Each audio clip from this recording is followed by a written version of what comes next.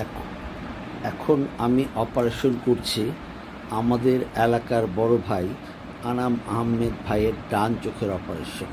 ওনার ছানিটা বেশ শক্ত হয়ে গেছে, ওনার ডায়াবেটিসও অনেক বেশি ছিল, যার জন্য আমাদেরকে আরও কিছুদিন অপেক্ষা করতে হয়েছে তার ছানির অপারেশন করার জন্য।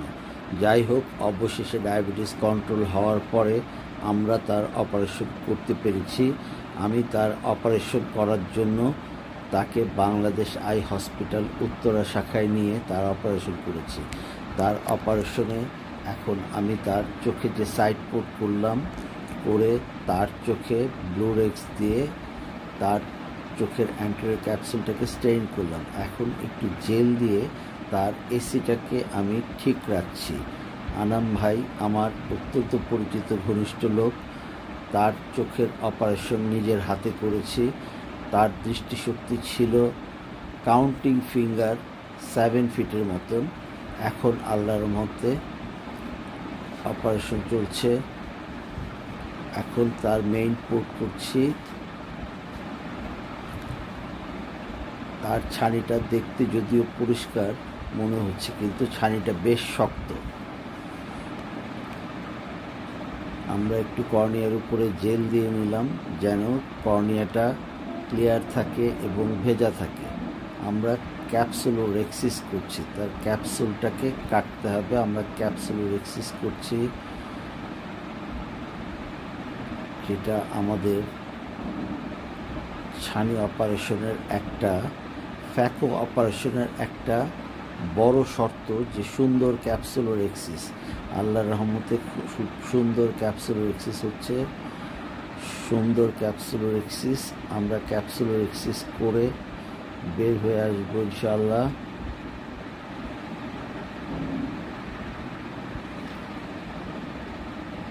ক্যাপসুলোরেক্সিস প্রায় শেষ। ক্যাপসুলটা ওপেন করার পরে তার ভিতরে মূল ছানিটা দেখা যাচ্ছে, তার লেন্স যে ঘোলা সেটা এমনি বোঝা যাচ্ছে। এবং এই অপারেশন করার সময় আপনারা বুঝতে পারবেন যে এই ছানিটা কতটুকু শক্ত।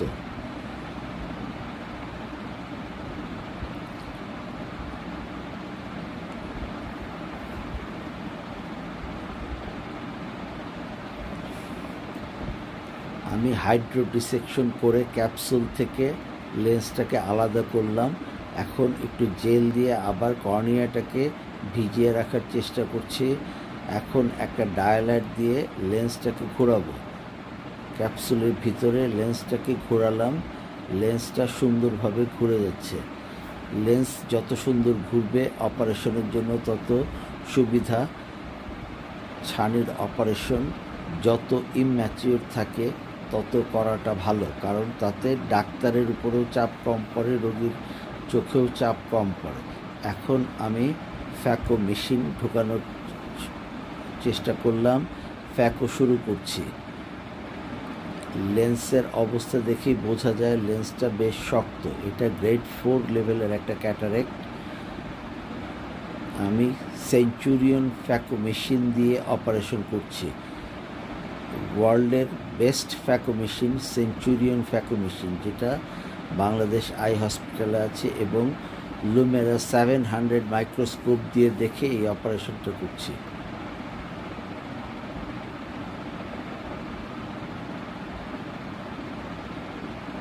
অপারেশন করার সময় এসি কলাপস হয়ে যাচ্ছিল।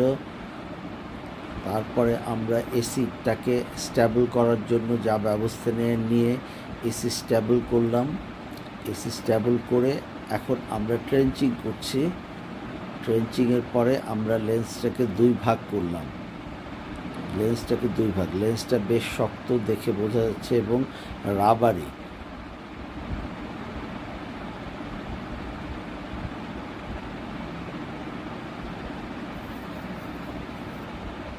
আমরা লেন্সটাকে একটু ঘুরিয়ে নিচ্ছি, কারণ লেন্সটা অনেক শক্ত। এখন আমরা 90 ডিগ্রি ঘুরিয়ে নিয়ে এটাকে 4 কোয়াড্রেন্ট করার চেষ্টা করব। 4 কোয়াড্রেন্টে আমরা কোয়াড্রেন্ট করে নিলাম। কোয়াড্রেন্ট করে আমরা আস্তে আস্তে করে একটা কোয়াড্রেন্ট ইমালসিফাই করে বের করে নিয়ে এসেছি। অপারেশনটা করার জন্য আমি লেফট হ্যান্ডে 2.2 সাইজের একটা পোর্ট করেছি এবং রাইট হ্যান্ডে 2.4 সাইজের একটা পোর্ট করেছি। এই দুইটা ফোঁটা দিয়েই ছানির অপারেশনটা সম্পন্ন করছি।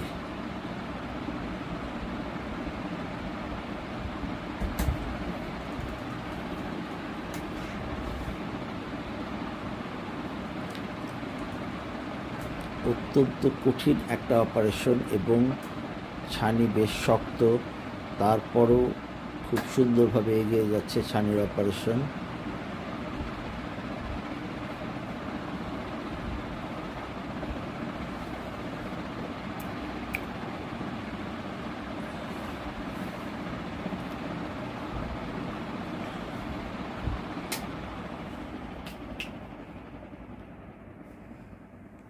ছানির অপারেশন সুন্দরভাবে এগিয়ে যাচ্ছে।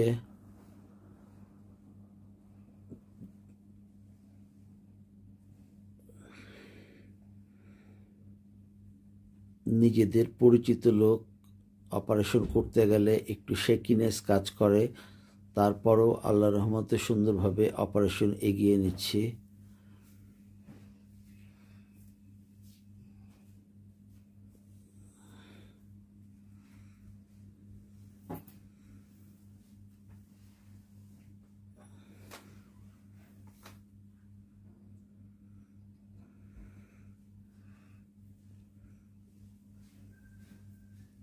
আমাদের লেন্স ছানি যে লেন্সে পড়েছে সেই লেন্স অনেকটুকু ইমালসিফাই করা হয়ে গেছে।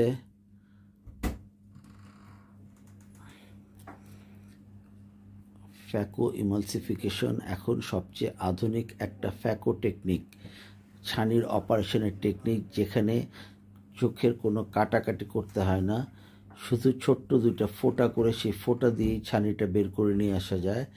আমরা প্রায় অনেকটুকুই করে ফেলেছি।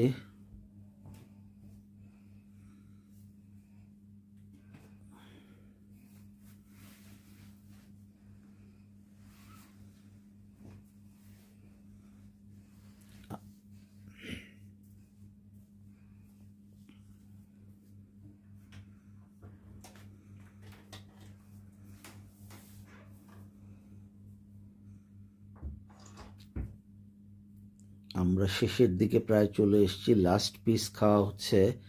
এই লাস্ট পিস সবসময় একটা রিস্কি পিস। এই পিসটা ম্যানিপুলেট করার সময় অনেক সময় দেখা যায় পোস্টেরিয়র ক্যাপসুল রাপচার হয়ে যায়। আল্লাহর রহমতে এখানে কিছু হয়নি, খুব সুন্দরভাবে এগিয়ে যাচ্ছে আমার অপারেশন। আমরা দেখতে পাচ্ছি যে তার ঘোলা লেন্স বা ছানিযুক্ত লেন্স এইটা আস্তে আস্তে করে ইমালসিফাই করে বের করে নিয়ে আসা হলো এবং লাস্ট যে পিসটা সেটাও বের হয়ে চলে আসলো। এখন একটা পরিষ্কার ফান্ডাল গ্লো পাওয়া যাচ্ছে যে তার ছানি সরে গেছে, চোখের ভিতরে সব কিছু স্বচ্ছভাবে দেখা যাচ্ছে।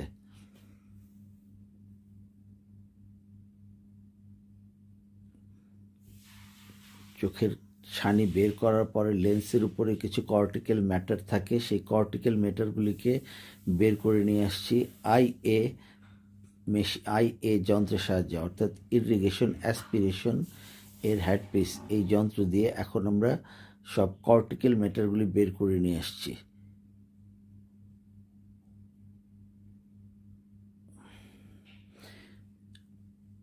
এগুলি খুব আলতোভাবে ক্যাপসুলের সাথে লেগে থাকে, যেটা খুব সাবধানে বের করে আনতে হয়। একটু অসচেতন হলেই পোস্টেরিয়র ক্যাপসুল রাপচার হয়ে যাবে।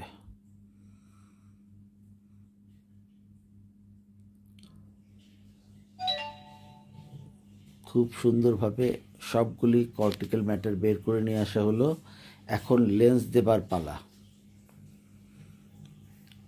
আমি ওনাকে অ্যালকন কোম্পানির IQ lens, one of the best premium lens বলা যায়, সেই আইকিউ লেন্স তাকে দিচ্ছি। সে আইকিউ লেন্স আমি রেডি করছি। লেন্স রেডি করে এখন লেন্সটা আমি তার চোখের মধ্যে ইনসার্ট করব। সেই যে বলেছিলাম যে ছোট্ট ফোঁটা, এই ছোট্ট ফোঁটা দিয়েই এই লেন্সটা, ভাঁজ করা লেন্স, ফোল্ডেবল লেন্স, এই লেন্সটা ঢুকিয়ে দিচ্ছি সুন্দরভাবে। লেন্সটা ব্যাগের মধ্যে চলে যাচ্ছে। ব্যাগের মধ্যে লেন্সটা সুন্দরভাবে ঢুকিয়ে পজিশন করে বসিয়ে দিচ্ছি যেন সেটা সুন্দরভাবে ব্যাগের মধ্যে থেকে যায়। সুন্দরভাবে ব্যাগের মধ্যে ঢুকে গেছে। এই হ্যাপটিকটা অপটিক মানে মধ্যের অংশের সাথে আটকে গেছে, এটাকে ছোটাতে হবে।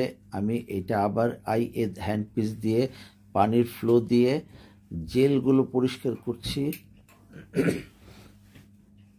এবং এই হ্যাপটিকটাকে ফ্রি করে দিলাম।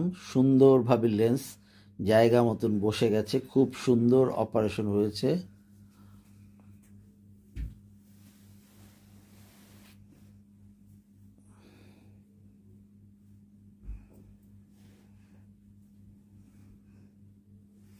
খুব সুন্দর অপারেশন। লেন্সের পিছনে যে জেল থাকে, ময়লা থাকে, সেই লেন্সের পিছনের জেল ময়লাকে পরিষ্কার করে দিচ্ছি। আশা করি আনাম ভাই ভালো দেখবেন।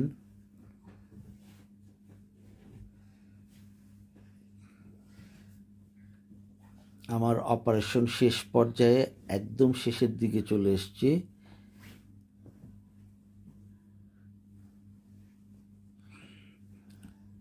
অপারেশন শেষ, দেখা যাচ্ছে সুন্দরভাবে লেন্সটা ব্যাগের মধ্যে চলে গেছে। এখন আমরা যে ফোঁটা করেছি সেই ফোঁটাগুলিকে বন্ধ করে দিচ্ছি। এটাকে আমরা বলি হাইড্রোসিলিং। পানি দিয়ে কর্নিয়ার যে লেয়ারের মধ্যে একটু ফুলিয়ে দিয়ে কর্নিয়াটাকে অ্যাপোজিশন করে দিয়ে আমরা ফোঁটাগুলি বন্ধ করে দিই এবং এটা কিছুক্ষণ থাকলে অটোমেটিক বন্ধ হয়ে যায়। এখানে কোনো সেলাই লাগে না, কোনো ব্যান্ডেজ লাগে না। কিন্তু কেউ যদি ভয় পায়, কেউ যদি চোখ বেশি নাড়ায়, সেক্ষেত্রে একটা ইঞ্জেকশন দিয়ে চোখটাকে একটু অবশ করে নিতে হয়। সেক্ষেত্রে কিছুক্ষণের জন্য ব্যান্ডেজ দিয়ে রাখতে হয়। সুন্দর অপারেশন হয়েছে। ধন্যবাদ আনাম ভাইকে।